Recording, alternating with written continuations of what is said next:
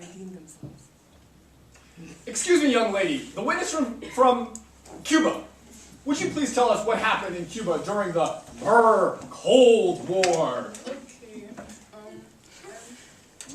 I'm Natalie and I'm a Cuban scholar, and Yes, you are. and I don't know if the Cold War was a real war or not. Oh my god. And tell the jury. Do you want me to say it again? And I want you to read like that so you can hear, so Antonio can hear you. Okay. My name is Natalie and I'm a Cuban scholar, and I don't know if the Cold War was a real war or not. It can be, debated. And so in the 1950s in Cuba, before Castro was the leader, we had a dictator named Batista. But in 1959, there was a revolution led by Castro and Che Guevara, and Fidel rose to power. He suspended elections, jailed and executed his opponents, and tightly controlled the press. He got rid of the U.S.-owned factories and made Cuba communist. In 1961, the U.S. didn't like that, so they sent spies to the Bay of Pigs, but Castro defeated them. In 1962, Khrushchev, the Russian leader, put 42 missiles in Cuba facing the U.S., and President Kennedy didn't want that, so he wanted it taken out. And yeah, that's it. Thank you for your witness testimony and thorough research. Can we get some snaps to Miss Olea? Or shall we call her the Cuban Scholar? That will be her nickname for the rest of this course, by the way. I'm a Cuban Scholar. All right, we have our last witness called to the stand. Please introduce yourself and your topic. Again, pre-snaps for this witness because she took a topic that nobody knows anything about. Okay, so, hello, my name is Rosanna. I am an expert on Korea during the Cold War. Okay, so Korea was being divided into North Korea and South Korea. North Korea were the communists which invaded the South Korea, which were the non-communists. United Nations asked other countries to help South Korea. On June 27, President Truman went to Korea and got 15 other countries to help out and put in General Douglas MacArthur as Supreme Commander. The North Koreans started invading the South Koreans, but North Korea fell, and General MacArthur received orders to North Korea. After fighting in the war, General Douglas MacArthur wanted to go back to North Korea and invade again. Okay. Yeah. The U.S. got tired of General MacArthur, so they got rid of him and got a new general, and his name was Matthew B. Ridgway. And he wanted to make troops with North Korea and the Chinese, but he was denied to end the war. At the end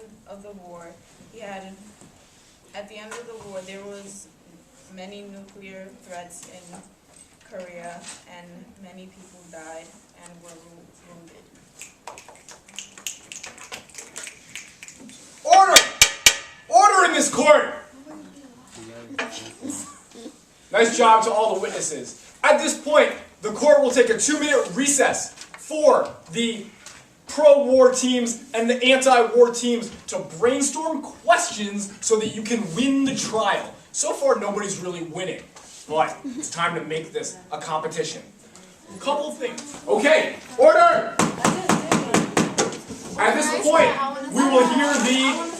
we will hear the closing statements from the con side saying it was not a war. The reason we're starting with these guys is because Juan started the trial, so this time we'll also finish the trial. Michael and Ashley, the floor is yours for the closing statement. My team believes the Cold War was not a war. It was more of a threat to try to gain more power or to be superior to their opponent.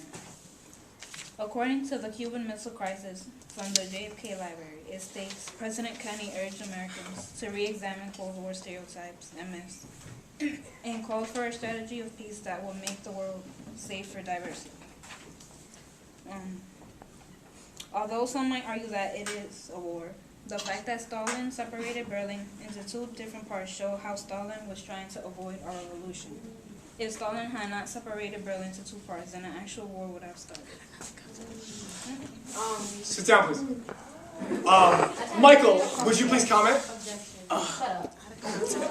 Order! Okay. So Michael would like to speak. I like to say my counterclaim is the Vietnam expert said in quotes that Vietnam was a war, but not a Cold War. So the Cuban expert even said that the missiles were there as a threat, not there as to attack the U.S. It was just there to make them scare them. I also like to say that the Berlin Wall was not a war, and the con people said that how can a competition start a war? Competition does not start a war. Like, I can have a competition with you, doesn't mean I'm gonna punch you in the face. Like also, that's it. Okay. Yes, the counter argument from Whoopi Goldberg. You have the permission for me to send it to my mother? Do you want me to? Sure. Okay. Okay. The Cold War was a war because, as stated in the Webster's Dictionary, a war is a conflict between states and nations. During the Cold War, there were many conflicts, such as being between United States and the Soviet Union to try and stop the spread of communism. In this argument, I have heard that there wasn't really any fighting for communism, but there were still many revolts and deaths that happened. For example, in Berlin, 260 people died to cross over for freedom. It did affect America because 536,000 deaths occurred also in Vietnam. In Hungary, the Soviet Union acted violently to keep control.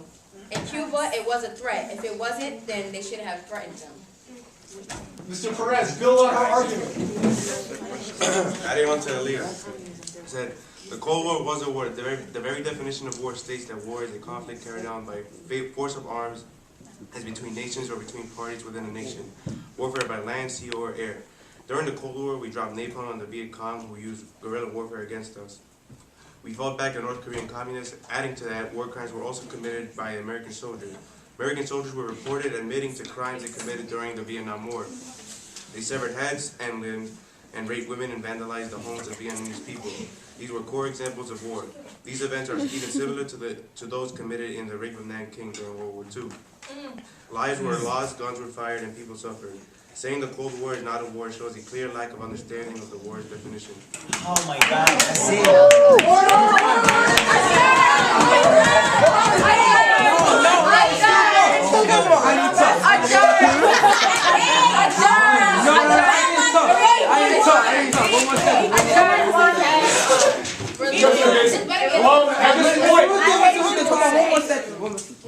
No, I'm sorry, I can't do that. You had your chance. And I'm inspired to spend Sunday with you at the local diocese of wherever you live. At this point, the grand jury will have 2 minutes to decide who wins the war, the debate. Now, I believe the ruling of these debates is that if it's not unanimous, then nobody won. Is that right? So, grand jury, you have to convince yourselves of which team won and why. And in 3 minutes, we will hear from Miss Lopez about which team was